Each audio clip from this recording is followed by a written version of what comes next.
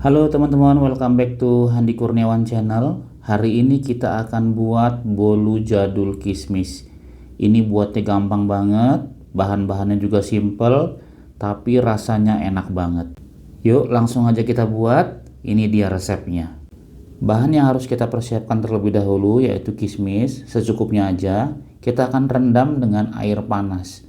Ini kurang lebih kita rendam selama 5 menit sampai dia lembut ya teman-teman.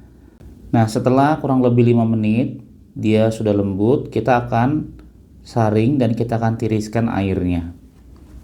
Kita akan tuang, kita saring dulu, lalu kita akan tekan menggunakan sendok sampai airnya semuanya tiris.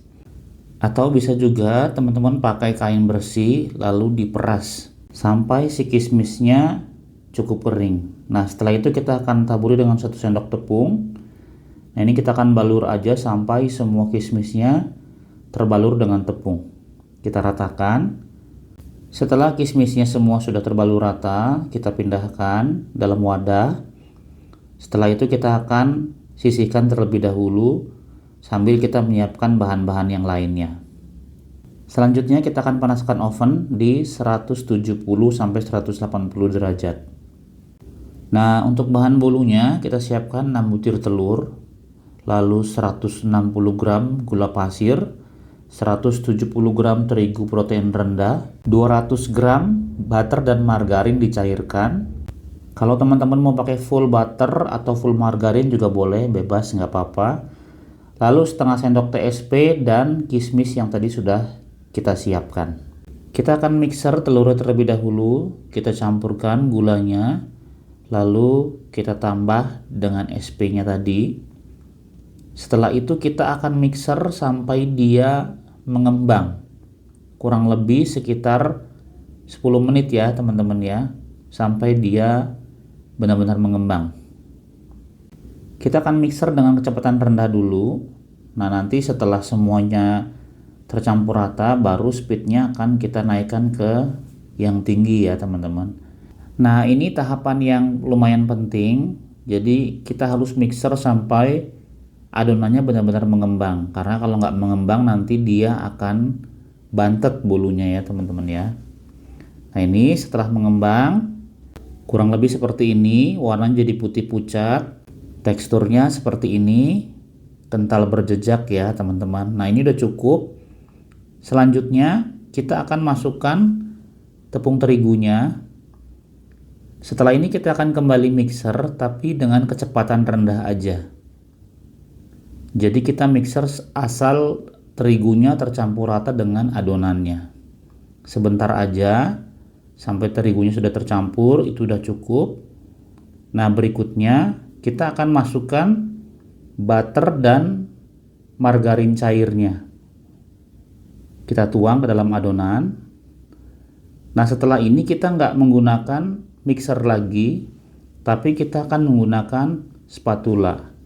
Kita akan aduk balik, caranya seperti ini ya teman-teman ya.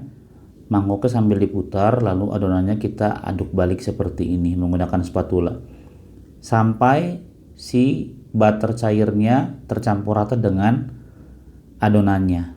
Nah, kurang lebih seperti ini, sudah tercampur rata. Nah, setelah itu teman-teman, kita akan siapkan loyang yang sudah diolesi margarin dan ditaburi dengan tepung terigu. Setelah itu kita akan tuang adonannya ke dalam loyang ini. Ukuran loyang yang saya pakai ini kurang lebih 24 cm ya teman-teman ya. Ini cukup untuk 6 butir telur, bolu dengan 6 butir telur. Kita tuang semuanya sampai adonannya habis.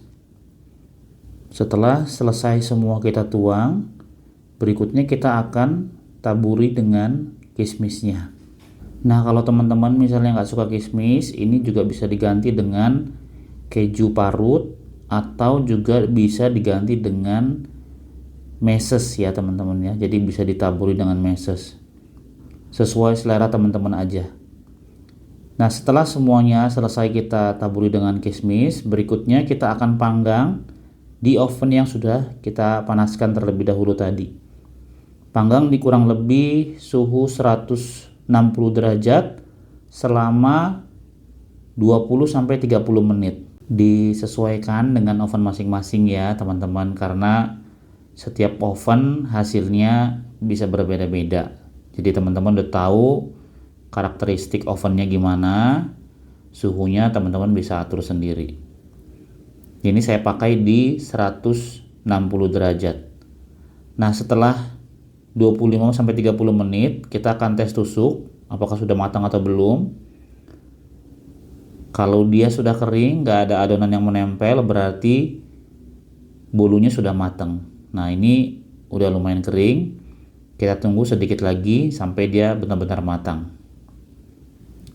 Setelah matang, kita angkat. Setelah itu akan kita dinginkan terlebih dahulu. Kita pakai cooling tray. Nah, sebaiknya jangan langsung dipotong ya teman-teman. Kita tunggu sampai bulunya benar-benar dingin, karena kalau kita potong saat bulunya masih panas, bulunya belum set ya teman-teman ya, jadi akan banyak remah-remahnya nanti. Oke, ini hasilnya cantik banget. Nah, untuk teman-teman kalau mau coba di rumah, nanti resepnya aku share di deskripsi ya. Jangan lupa like, comment, dan subscribe. See you in the next video.